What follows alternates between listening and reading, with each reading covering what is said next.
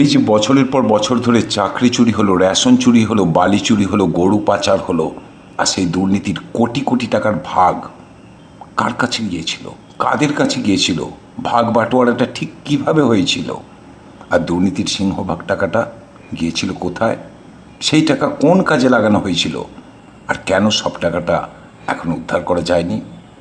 ED বা CBI যে 50-60 কোটি টাকা নগদ উদ্ধার করেছে তা আসলে পুরো দুর্নীতির মাত্র 5-10%।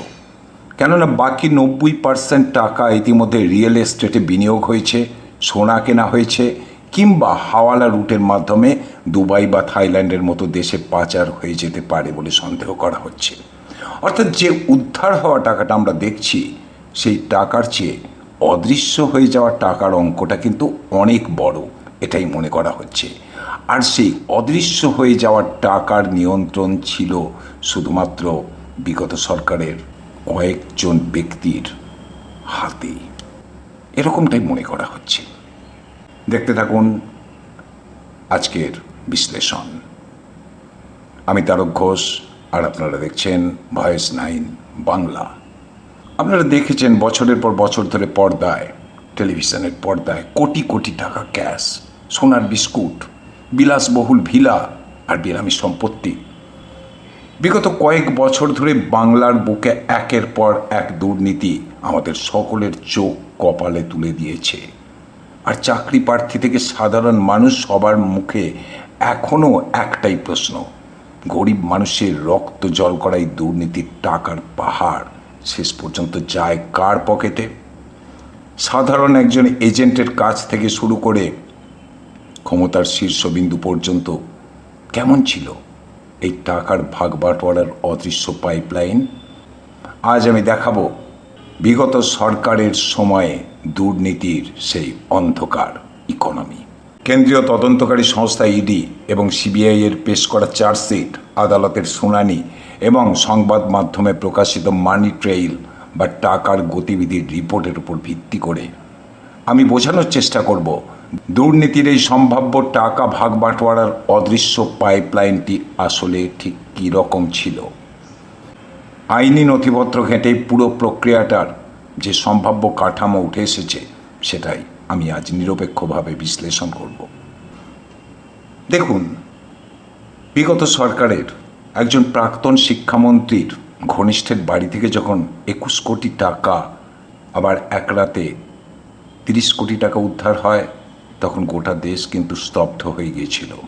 আর সাধারণ মানুষের মনে তখন একটাই প্রশ্ন ঘুরপাক খাচ্ছিল, এই টাকাগুলোতে হিমশৈলের চূড়া মাত্র, দুর্নীতির আসল টাকার অঙ্কটা কত?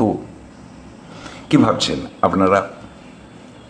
বছরের পর বছর ধরে এই যে টাকার সাম্রাজ্য গড়ে তোলা হয়েছিল, সেই টাকা শেষ পর্যন্ত টাকার একটা বিরাট অংশ যেত কার কাছে? কার কাছে যেত? আপনাদের কি মনে হচ্ছে এটা একজন ব্যক্তির কাজ, নাকি এর পিছনে কাজ করছিল একটা অত্যন্ত সুসংগঠিত প্রাতিষ্ঠানিক অপরাধের নেটওয়ার্ক? এই টাকার পাইপলাইনটা বুঝতে হবে আপনাদের। কেননা আমরা যেটুকু দেখেছি এখন পর্যন্ত সেটা সামান্য একটা অংশ। আসলে কি জানেন তো, যে কোনো বড় অর্থনৈতিক অপরাধের একটা পিরামিড স্ট্রাকচার থাকে। আর কেন্দ্রীয় সংস্থাগুলোর পেশ করা চার্জশিটের তথ্য বিশ্লেষণ করলে আমরা দেখতে পাচ্ছি যে বাংলার এই নিয়োগ দুর্নীতি বলুন বা রেশন দুর্নীতি বলুন, এর একেবারে নিচের স্তরে ছিল গ্রাসরুট এজেন্ট বা দালালরা। এদের কাজ ছিল শিকার ধরা। এরা ঘুরে বেড়াতো গ্রাম বাংলার বিভিন্ন জায়গায়, মফস্বলে, শহরে, খোঁজ নিত কোন বেকার যুবক বা যুবতী সরকারি চাকরির জন্য মরিয়া হয়ে রয়েছে, কার পরিবার জমি বিক্রি করে বা সোনা বন্ধক রেখে 10 থেকে 15 লাখ টাকা জোগাড় করতে পারবে। বুঝতে পারছেন? একটা বিরাট চক্র সক্রিয় ছিল একেবারে গ্রাসরুট লেভেলে, তৃণমূল স্তরে। আর সিবিআই এর চার্জশিট অনুযায়ী কুন্তল ঘোষ বা প্রসন্ন রায়ের মতো মিডলম্যানরা এই স্তরে অপারেট করত। এবারে আসা যাক আমাদের মূল প্রশ্নে। আপনাদের কি মনে হয় এদের কাছে কত টাকা থাকতো? তথ্য বলছে এই পর্যায়ে যে দালালরা ছিল তারা মোট সংগৃহীত টাকার মাত্র 5 থেকে 10% নিজেদের কমিশন হিসেবে রাখত। আর এই টাকা দিয়ে তারা দামি গাড়ি কিনতো, বিলাসবহুল জীবনযাত্রা বজায় রাখতো, বড় বড় ফ্ল্যাট কিনতো, কিংবা বিলাসবহুল প্রাসাদ তৈরি করতো। তার মানে বুঝতে পারছেন কত টাকার ব্যাপার। শুধু 5-10%, আর বাকি 90% টাকা সেই বিশাল টাকা ব্যাগে ভরে চলে যেত পিরামিডের দ্বিতীয় স্তরে। আর এই পিরামিডের দ্বিতীয় স্তরটা কি জানেন তো? পলিটিক্যাল ফিল্টার বা মিডল ক্যাডার। টাকা যখন এজেন্টের হাত থেকে বের হতো, তারা সরাসরি কিন্তু কলকাতার বড়বাবুদের কাছে পৌঁছাতো না। মাঝপথে সেই টাকা এসে জমা হতো বিভিন্ন অঞ্চলের প্রভাবশালী নেতা, ব্লক সভাপতি বা বিধায়কদের ডেরায়। এক শ্রেণীর বিধায়কদের, যাদের বাড়ি থেকে এখন পাওয়া যাচ্ছে লক্ষ লক্ষ টাকা। তৃণমূলের প্রভাবশালী নেতা, যার পাটক্ষেত থেকে উদ্ধার হচ্ছে লক্ষ লক্ষ টাকা সোনা, উদ্ধার হচ্ছে বিলাসবহুল ঘর, বিলাসবহুল প্রাসাদ, ব্লক সভাপতি, গ্রাম পঞ্চায়েত প্রধান।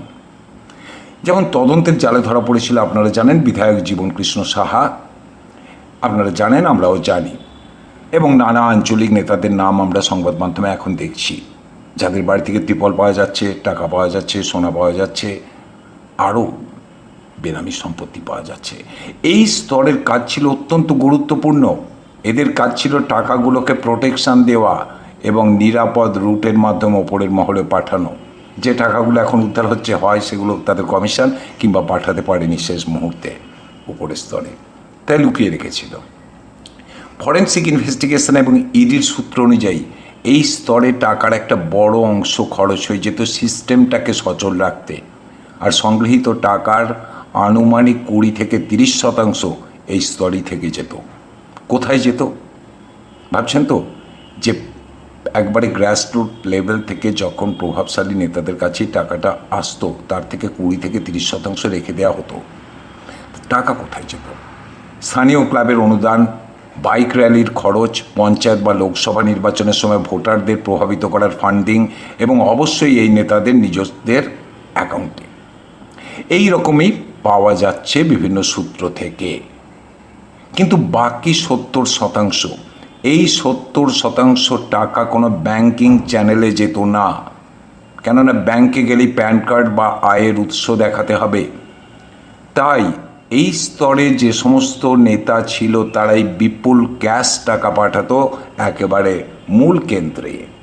এবার চলুন একেবারে পিরামিডের শীর্ষে যাই, যেখানে দুর্নীতির টাকার লাখে থাকে না, রূপান্তরিত হয়ে যায় কোটি কোটিতে। তদন্তকারী সংস্থাগুলোর দাবি অনুযায়ী এই স্তরেই বসেছিলেন মাস্টার মাইন্ডরা। প্রাক্তন মন্ত্রী পার্থ চট্টোপাধ্যায় এবং অন্যান্য শীর্ষ কর্মকর্তাদের নাম এই স্তরে উঠে এসেছে।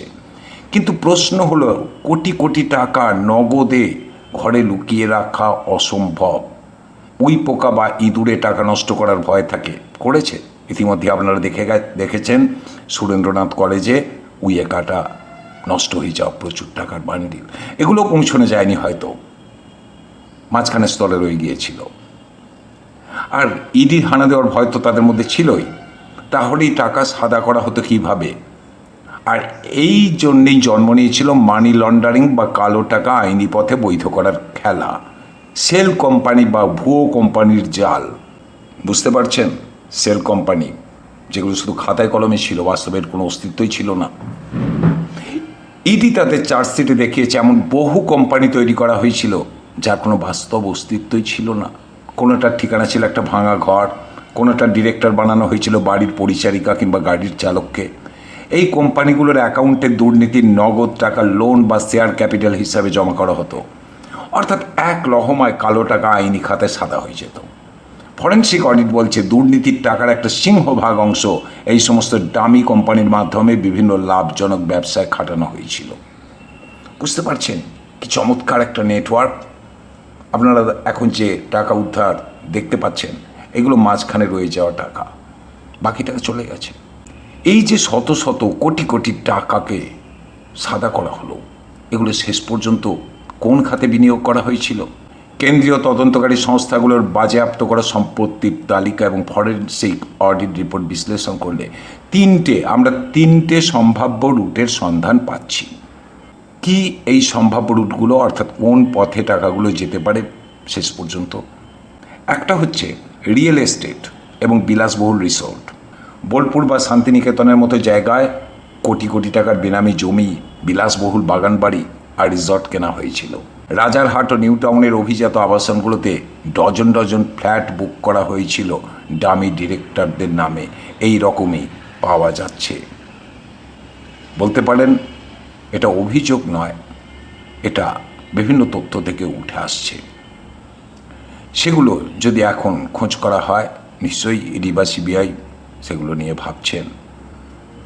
আর আপনারাও দেখেছেন বিভিন্ন জায়গায় এরকম নানা ধরনের রিসর্ট তৈরি করা হয়েছিল, বিলাসবহুল বাগান বাড়ির সন্ধান পাওয়া গেছে। আর বিনোদন এবং গ্ল্যামার ওয়ার্ল্ডেও টাকা খাটতো, এরকমই জানা যাচ্ছে। 1/3 টাকা খাটানো হয়েছিল সিনেমা প্রযোজনা, বুটিক এবং টেক্সটাইল মিলের ব্যবসায়। সূত্র বলছে গ্ল্যামার ওয়ার্ল্ডকে ব্যবহার করা হয়েছিল টাকা ঘোরানোর অন্যতম সেফ জোন হিসাবে। আর 3 নাম্বার রুটটা ছিল সবচেয়ে বিপজ্জনক। কেন্দ্রীয় সংস্থাগুলোর সন্দেহ, দুর্নীতির টাকার একটা বড় অংশ ক্রিপ্টোকারেন্সি বা হাওলা রুটের মাধ্যমে দুবাই, বাংলাদেশ বা থাইল্যান্ডের মতো দেশে পাচার হয়ে যেতে পারে। হয়তো সেখানে তৈরি করা হয়েছে বিদেশি প্রপার্টি, অর্থাৎ বাংলার মানুষের ট্যাক্সের টাকায় চাকরি প্রার্থীদের রক্ত জল করা অর্থ চলেও যেতে পারে বিদেশের মাটিতে লাক্সারি লাইফস্টাইল মেনটেন করতে। আর এই টাকার পাইপলাইনটা বিশ্লেষণ করলে একটা জিনিস কিন্তু আপনাদের সামনে পরিষ্কার হয়ে যাচ্ছে। এজেন্ট 5%, মিডল লিডার 20%, আর টপ লিডারশিপ ও তাদের দামি কোম্পানিগুলো খেয়েছে বাকি 75% কিংবা 70% টাকা। এই সংখ্যার খেলার বাইরে গিয়ে যদি আমরা আসল সত্যটা দেখি, তাহলে দেখব এই দুর্নীতির আসল মাসুল কারা দিল। মাসুল দিল সেই যোগ্য প্রার্থীরা যারা মেধা থাকা সত্ত্বেও আজ রাস্তায় বসে চোখের জল ফেলছেন। মাসুল দিল বাংলার শিক্ষা ও প্রশাসনিক ব্যবস্থা, যা আগামী কয়েক প্রজন্মের ভবিষ্যৎ অন্ধকারের দিকে ঠেলে দিল। মাসুল দিচ্ছে সাধারণ মানুষ, টাকা উদ্ধার হচ্ছে, অভিযুক্তরা জেলেও যাচ্ছেন, আদালত তার রায় দিচ্ছে, কিন্তু যে বিশ্বাসটা ভেঙে চুরমার হয়ে গেল তা কি আর কোনোদিন জোড়া লাগবে? আজ যদি তৃণমূল নতুন করে সংগঠনও তৈরি করে, মানুষ কি পারবে আর তৃণমূলকে ভোট দিতে? ভাবুন, আপনার কি মনে হয় বাংলার এই দুর্নীতির টাকা কি কোনোদিন সম্পূর্ণ উদ্ধার করে সাধারণ মানুষের কাছে ফিরিয়ে দেওয়া সম্ভব? কমেন্ট সেকশানে আপনার মূল্যবান মতামত অবশ্যই জানান। যদি এই বিশ্লেষণটা আপনাদের তথ্যপূর্ণ মনে হয়ে থাকে, ভিডিওটি লাইক করুন, বন্ধুদের সঙ্গে শেয়ার করে এই কালো টাকার পাইপলাইন সম্পর্কে সবাইকে সচেতন করুন। আর এই ধরনের আরও ইনসাইড স্টোরি জানতে চ্যানেলটি সাবস্ক্রাইব করে বেল আইকনটি প্রেস করে রাখুন। দেখা হচ্ছে পরের ভিডিওতে। আমি তারক ঘোষ এতক্ষণ আপনাদের সঙ্গে ছিলাম, আর আপনারা দেখছিলেন ভয়েস 9 বাংলা, মানুষের পাশে, সত্যের পক্ষে।